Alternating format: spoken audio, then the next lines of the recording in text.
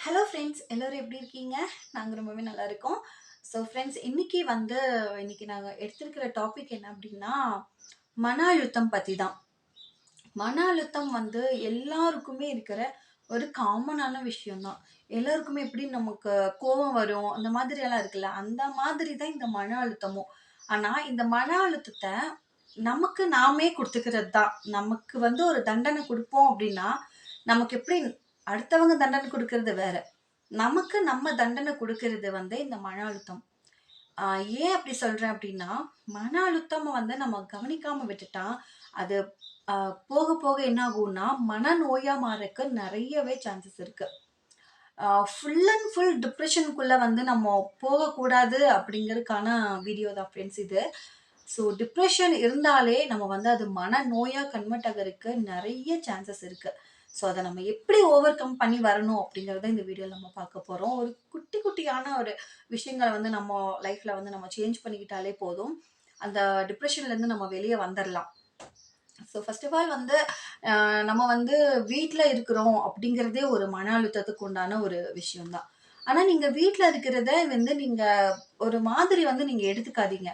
இப்ப வந்து வேலைக்கு போறவங்கள வேலைக்கு போவாங்க இல்லையா? நமக்கு பக்கத்து வீட்ல அந்த மாதிரி எல்லாம் வேலைக்கு போகும்போது, நம்ம ஊர்ல நெறைய பேர் வேலைக்கு போறாங்க. அவங்க வந்து நல்லா ட்ரெஸ் பண்ணிட்டு, நல்லா அ அழகா தல சீவி, நல்லா ட்ரெஸ் பண்ணிட்டு போறாங்க. ஆ வேலைக்கு போறாங்க அப்டின்னா, அவங்களுக்கு வந்து ஒரு மதிப்பு வந்து அங்க வந்து குடுப்பாங்க. ஸோ சேம் அதே மதிப்பு வந்து நம்ம வீட்டு வேலை செய்றவங்களுக்கு வந்து கிடைக்கிறது இல்ல. நம்ம தான் வந்து வீட்ட அவ்ளோ கிளீனா மெயின்டெயின் பண்றோம்.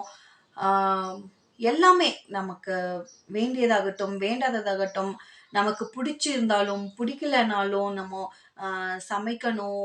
அ எல்லா வேலையும் அ கரெக்டான டைமுக்கு வந்து நம்ம சமைச்சிரணும், துணி துவைச்சிரணும், பாத்திரம் வெளக்கணும், குழந்தைங்கள கவனிச்சுக்கணும், ஹஸ்பண்ட கவனிச்சுக்கணும், வீட்ல பெரியவங்க இருந்தா அவங்கள கவனிச்சுக்கணும். எல்லா விஷயத்தையுமே நம்ம தான் பண்ணிட்டுருக்கோம். ஸோ, இந்த மாதிரி இருக்கும்போது, வேலைக்கு போறவங்க, நீங்க வீட்ல இருக்கிறவங்கன்னு சொல்லிட்டு நெனைக்காதீங்க. வேலைக்கு போறவங்களுக்கும் மன அழுத்தம் அதிகமா தான் இருக்கும். ஏன்னா, அவங்களுக்கு வீட்ல இருக்கிற ஸ்ட்ரெஸ்ஸும் இருக்கு. வெளியில அவங்க ஆஃபீஸ்ல இருக்கிற ஸ்ட்ரெஸ்ஸும் இருக்கு. ஸோ, அதுலயும் அவங்களுக்கும் டிப்ரஷன் இருக்கும்.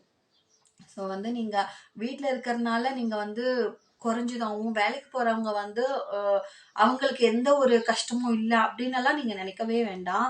அவங்களுக்கும் கஷ்டம் இருக்கும்.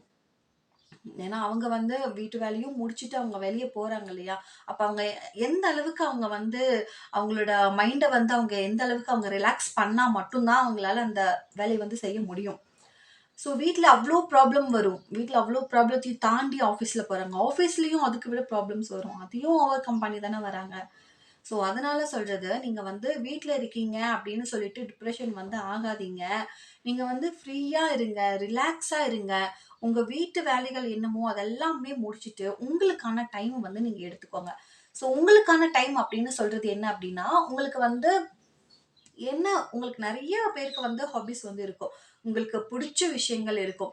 ஒரு சிலர் வந்து நீங்க உங்களுக்கான டைம் வந்து ஃபர்ஸ்ட் எடுத்துக்கோங்க. 1/2 அன் ஹவர், 1 ஹவர் இல்ல நீங்க வந்து ஒரு 10 நிமிஷமே எடுத்துக்கிட்டாலும் ஓகே தான். அ அந்த டைம்ல உங்களுக்கு புடிச்ச விஷயங்கள் வந்து நீங்க பண்ணுங்க. என்ன அப்டின்னா, அ ஃபர்ஸ்ட்டு வந்து உங்களுக்கு டிராயிங் பிடிக்குமா? ஆ சிங்கிங் பிடிக்குமா? நல்லா பாடுங்க. நல்லா எப்ப பார்த்தாலும் டோர் லாக் பண்ணிட்டு தானே வச்சிருப்பீங்க. அப்ப நல்லா பாடுங்க. டான்ஸ் பிடிக்குமா? நல்லா ஒரு குத்து பாட்டா போட்டுட்டு நல்லா டான்ஸ் ஆடுங்க. உங்களுடைய டிப்ரஷன் அப்படியே குறைஞ்சிரும். ஸோ வந்து நீங்க டிராயிங் பண்ணுங்க. டிராயிங் யார் யாருக்கு என்னென்ன பிடிக்குமோ அதெல்லாம் பண்ணுங்க. குக்கிங்ல இன்ட்ரெஸ்ட் இருக்கிறவங்க வந்து நீங்க வந்து நெறைய வந்து ரெசிபீஸ் வந்து நீங்க ட்ரை பண்ணலாம். ஸோ அத வந்து நீங்க ஒரு வீடியோவா எடுத்து நீங்க போடலாம். டிராயிங் பண்றீங்களா? அத ஒரு வீடியோவா எடுத்து போடலாம். ஆ அந்த அந்த கன்டென்ட் பேஸ்ல உங்களுக்கு என்ன புடிச்சிருக்கோ அந்த மாதிரி. ஸோ எனக்கு வந்து நெறைய டிப்ரஷன் இருக்கு. ஆ நானும் வீட்ல தான் இருக்கேன். ஸோ எனக்கும் டிப்ரஷன் இருக்கு. மன அழுத்தம்லருந்து எல்லாமே, கோவம்லருந்து எல்லாமே இருக்கு. ஸோ எனக்கான டைம் நான் எடுத்துக்கிட்டேன். எனக்கான எடுத்துக்கிட்ட டைம்ல தான் இப்ப நான் உங்ககிட்ட பேசிட்டு இருக்கேன். ஸோ எனக்கான நேரத்த நான் ஒதுக்கும்போது தான், எனக்கு இந்த ஒரு வாய்ப்பு வந்து எனக்கு கிடைச்சிருக்கு அப்படின்னு சொல்லிட்டு நான் வந்து நெனைக்கிறேன். ஸோ இந்த மாதிரி இருக்கும்போது நமக்கு புடிச்ச விஷயத்த நம்ம வீட்டு வேலையெல்லாம் முடிச்சுட்டோம். நமக்காக டைம் இருக்கு.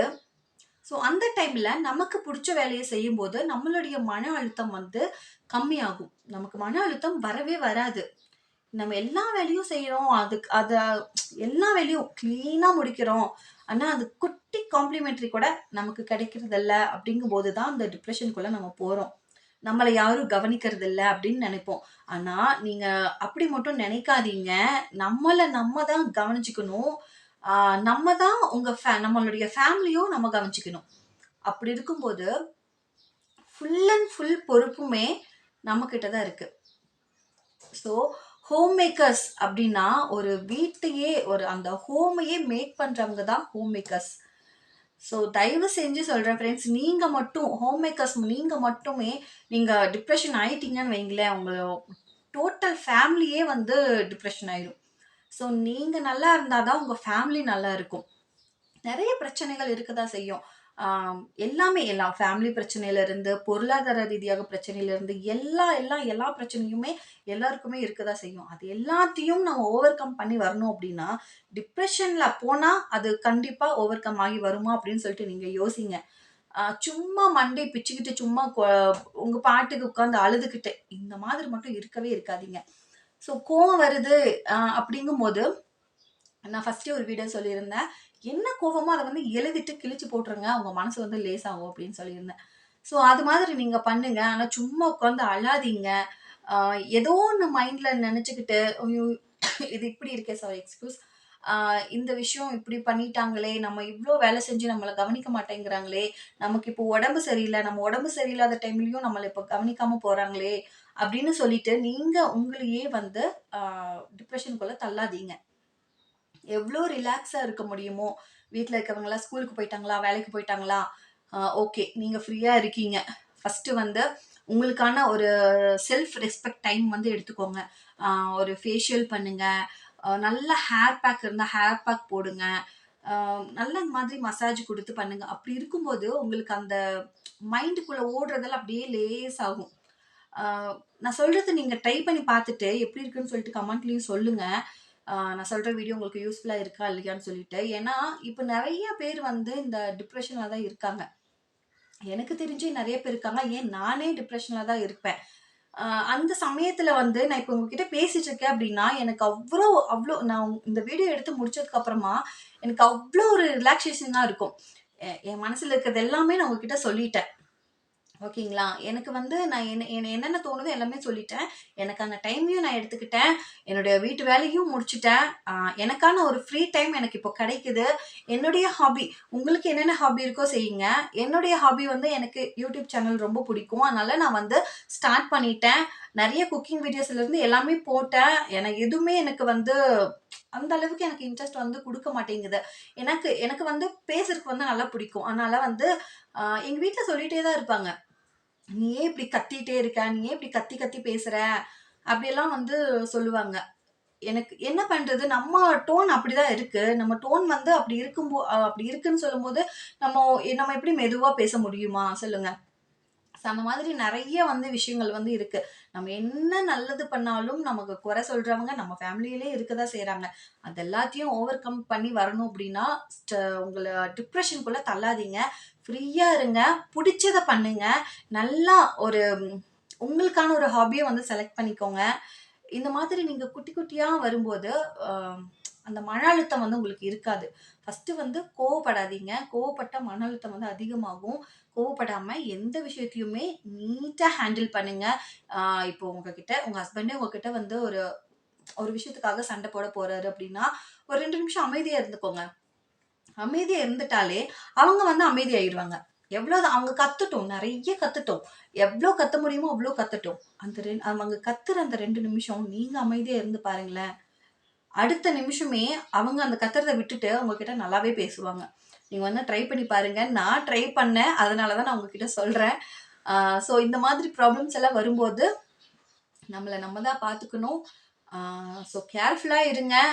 டிப்ரஷன்குள்ள போனா, அது வந்து மனநோயா மாறக்கு நெறைய வாய்ப்பு இருக்கு. ஸோ அத மட்டும் அவாய்ட் பண்ணிக்கோங்க. அதுக்காக நமக்கு புடிச்சத செய்யுங்க. நல்லா சாப்பிடுங்க. நல்லா சாப்பிடும்போது வந்து உங்களுக்கு புடிச்சதையா செஞ்சு சாப்பிடுங்க. வீட்ல யாரும் இல்ல, சமைக்கணுமான்னு யோசிக்காதீங்க. ஹஸ்பண்ட் அண்ட் குழந்தைங்கள ஸ்கூலுக்கோ வேலைக்கோ அனுப்பியாச்சு, இருக்கிறத நம்ம சாப்பிட்டுட்டு இருந்துக்கலாம் அப்படின்னு இருக்காதீங்க. உங்களுக்கு அந்த டைம்ல என்ன பிடிக்குதோ அதை செஞ்சு நல்லா சாப்பிடுங்க. நல்லா ரெஸ்ட் எடுங்க. ஆ இந்த மாதிரி ஒரு யூடியூப் சேனல் கூட ஸ்டார்ட் பண்ணுங்க.